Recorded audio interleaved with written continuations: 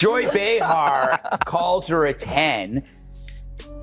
I mean, how dare she objectify a woman with a sexist rating system, but it's such a typical thing from a 1.5. Well said. The motives stink worse than Joy Behar's jog bra.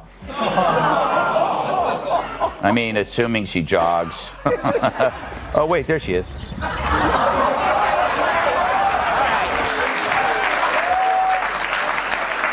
She has a point. Maybe I am obsessed, but some people are obsessed with Bigfoot, and they don't get to see him on TV every afternoon. And if they did, could they tell the two apart? I don't know.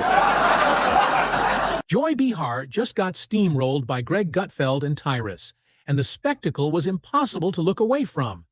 It was like watching raw emotional damage smash headfirst into razor-sharp stand-up comedy, right in the middle of a demolition site.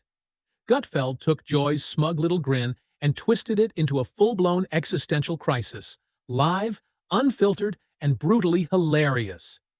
Tyrus didn't even flinch. He leaned back, dropped one-liners like precision-guided bombs, and calmly watched her unravel in real time.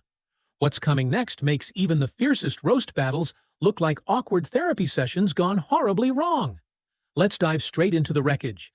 It's not even that. In The View, you don't need to find Trumpers. You need to fire your race baiters. Yeah. You need to fire the two races. You've had people. You had a McCain on there. You've had people on there before, and you ran them off. Mm-hmm. So the racist ones who want to stick to this, Whoopi and Sonny, and the, was it Bette Midler? What's her name? Yeah, broke-ass Bette Midler. Fire them and bring people in. Maybe you could get McCain to come back. She was a Republican, but every show and every break, she was nearly in tears because she was being attacked. Joy Behar has clung to the crumbling throne of daytime TV for so long, it's a miracle no one laughed her off it years ago. But then came Gutfeld and Tyrus, not wielding pitchforks or torches, but something far more devastating: razor-edged sarcasm, flawless timing, and a platform that refused to bow down. In a heartbeat, the illusion of Joy's untouchable reign began collapsing faster than her attempts to connect with anyone who shops anywhere without valet parking. This wasn't just a crack in her fortress walls. It was the start of a full-scale collapse, and the stunned look on her face told the whole story. This week, Joy Behar accused Elon Musk of being pro-apartheid, but then begged him afterwards not to sue. Musk lawyers have yet to comment because they're still checking to see if it's legal to sue a cow.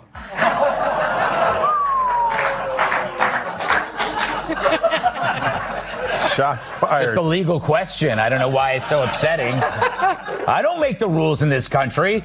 Make no mistake, there was no loud shouting match, no heated face-to-face brawl, and no smoke-filled set where Joy could yell over her opponent.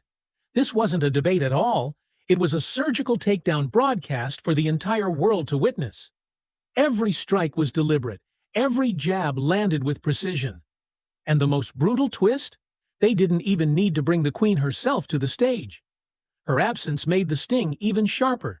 Because this wasn't just a hit, it was a clean, clinical dismantling that left her with nowhere to hide and nothing to fight back with. Now to some news. The feral monsters of The View say they've never heard of you-know-who. True, the show that makes mornings hell claim that my name doesn't ring a bell. It's time for... Our view on The View. Ugh. Yeah, the witch's coven finally shows me some lovin'. Yesterday on The View, yours truly was the subject of conversation. Apparently the broads have no idea who I am, or so they say. Hit it, Gladys. Gutfeld, whose whole persona thrives on tearing apart media absurdities with the energy of a stand-up comic on a caffeine rush, didn't even have to mention Joy's name. Instead, he painted a razor-sharp portrait, self-righteous daytime hosts, preaching into an echo chamber while sipping Chardonnay and pretending they know the price of a gallon of gas. And if that doesn't capture Joy Behar in her natural environment, then maybe the sky isn't blue. It was satire so sharp you could practically hear it slicing through the carefully constructed illusion she spent decades perfecting. Said that Gutfeld talks about you all the time. Who is he? who is he? I don't watch the show. He has a show. I don't watch the never show. heard of him. Yeah. I guess he's just obsessed with me. No. Next, Joy's going to say she's never heard of carbs. Seriously, her denial of knowing me is as believable as her red hair. But obsession? I mean, come on, Joy. Where would you even get that idea? Like Joy Behar's face, it's looking worse and worse by the day. More full of crap than Joy Behar after a night of scotch and Taco Bell. Her being named Joy is like me being named ugly. Joy wasn't there on the show. Apparently Mondays are her days off when she feeds in the pasture. It now smells like a humid day inside Joy Behar's moo-moo. Tyrus stepped in as the silent executioner. No shouting, no over-the-top theatrics, just cold, calculated mockery delivered with flawless precision. While Joy kept performing for an audience that clapped on cue like trained seals, Tyrus sat there with that stone-faced glare that silently asked, "Are we seriously still taking this woman seriously?" Without even saying her name, everyone knew exactly who he was targeting. This wasn't just a playful jab, it was a comedy hit executed with professional skill. Joy Behar, once the smug face of certainty on a show that mattered, had been reduced to the punchline of a joke she wasn't even there to hear. Yet somehow, she was still the centerpiece of it. No, this is what elitists do who can't, like, if you don't know who someone is, how did you know to automatically hate him? Mm-hmm. Like, I mean, that's how fake and full of she is. Gutfeld, never heard of him. Don't like him. Why? Because why? That's why I just turned to one of my kids. Because why? Yeah. Because I don't know who he is. Never heard of him at all in my entire life. But why? Because I don't know. Because they are the last TV show to talk about high turnover. Mm-hmm. We've been rolling 3 steady for a long time. Yeah. We don't take breaks in the commercial to get away from each other. Well, that's what the drinking's for. Yes. Megan McCain, how'd that go? Yeah. Rosie O'Donnell, or any of these previous fellow employees? Because one of the things they said was that no one walks away from money. Right? Yeah. So they got people running away from it over there. And this is where Gutfeld's brilliance really took over. He didn't need to go blow for blow, he simply laughed. No heated arguments, no fiery comebacks, just a quiet dismantling of the shaky ideological scaffolding Joy has clung to for decades, using nothing but smirks, perfect pauses, and the occasional raised eyebrow. This wasn't a battle. It was comedy used like a wrecking ball. The real irony? Joy still believes she's winning, like the captain of a ship that hit an iceberg hours ago, still waving the baton at the orchestra while the water creeps higher. Gutfeld and Tyrus didn't even have to defeat her. Reality was already doing the heavy lifting, and all they had to do was point the camera. So the problem is that you have to go after the racist people. And if the CEO goes, you know what, I'm not going to allow a woman on my show or man that will go after white America and talk about them like dogs. That doesn't represent our ideals or values for anyone. And get rid of those people. And this will clear up real quick. So do you have to actually look in the mirror and clean up your own backyard and get the racist people out? Because that's who you allowed in. You allowed black racist on TV who could just go all day and say anything about white people. And I guess lo and behold, they forgot that there's a lot of people at home, white people at home during the day that are not watching your show anymore. So just clean it up. Yeah, Emily. Tyrus, ever the minimalist, doesn't need flashy theatrics. His weapon is body language, irony, and that deadpan delivery that draws laughs before the punchline even lands. While Joy needs a spotlight, a script, and a choir of applause to make a point, Tyrus can raise one eyebrow and drop half a sentence that sends ripples through the room. Joy Behar's shelf life on relevance expired 3 controversies ago, yet she still demands to be taken seriously while parading around like a living political cartoon. Her speeches aim for Nobel Prize gravitas, but land with the precision of a missed trivia answer and the grace of a foghorn. The applause she soaks in isn't earned wit. It's the hollow, trained kind that tells you the audience laughs because it's expected, not because it's clever. Meanwhile, Gutfeld and Tyrus bring the real humor, the kind that slices through the absurdity hiding in plain sight. It's about the view. It's become like a medical hospital that displays human misfailure. Like it's like here, let's look at this political oddity. You know, it's like it really is like the left-wing equivalent of a carnival sideshow, except instead of bearded ladies and fat clowns and two-headed cows. Well, let me rephrase that.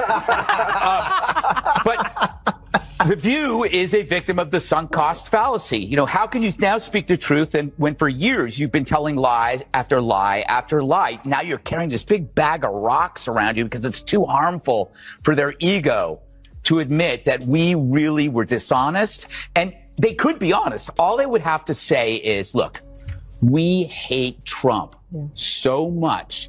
We were willing to lie about Joe Biden because we felt he was preferable. We thought our lying and our cover-up was on your behalf. Just say that. You're still scum, but at least you're an honest scum. And then came that look from Tyrus, the one that wordlessly asks, "Do you even hear yourself right now?" He didn't argue, didn't push, didn't even bother to respond. He just let the wreckage of her own rhetoric smolder in silence. That's the sharpest mockery of all, because you can't fight satire with sincerity. And you can't battle irony with pure outrage. This is where Joy Behar falters. She's the queen of performative anger, but she's utterly unarmed against this kind of attack. While she swings wildly with emotional blows, Gutfeld dodges with humor and counters with logic wrapped in absurdity. She could drop the act at any moment, but she won't, because the thrill of being right on live TV, even when proven wrong, is far too intoxicating. And that's exactly what Gutfeld and Tyrus rip apart. Not Joy the person, but Joy the manufactured public character. Sure, all that, and the price of butter. Sonny gets the game ball. If it wasn't for her, asking that question, it might have been a closer election. But when oh no, nothing really comes to mind, I was like, cha-ching.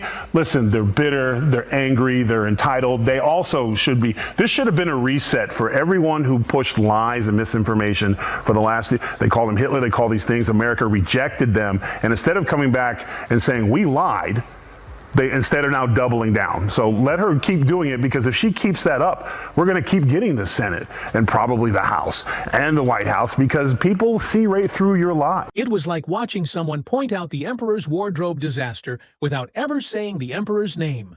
Yet everyone instantly knew who was standing there exposed. That's when the comedy hit with its full force. Tyrus delivered the knockout without a single word, sitting stone-faced as the camera lingered. No setup, no punchline, just a look that screamed, "I can't believe this is what we're talking about." That expression alone could melt whatever shred of self-awareness still clung to Behar's teleprompter. Honestly, this was long overdue. Someone needed to roast The View without ever setting foot on its stage. The show has drifted so far from genuine discussion, it's practically a weekly masterclass in how to destroy nuance with flair. And Gutfeld and Tyrus? They don't need to be guests. They already run a sharper, funnier version of it without cue cards or programmed applause. Joy sure loves running her mouth. She should, but she should. It's the only running she does. Emily! So what did you make of this? VVAC is what she called him. I don't care if you disagree or agree with him. That dude is not dumb.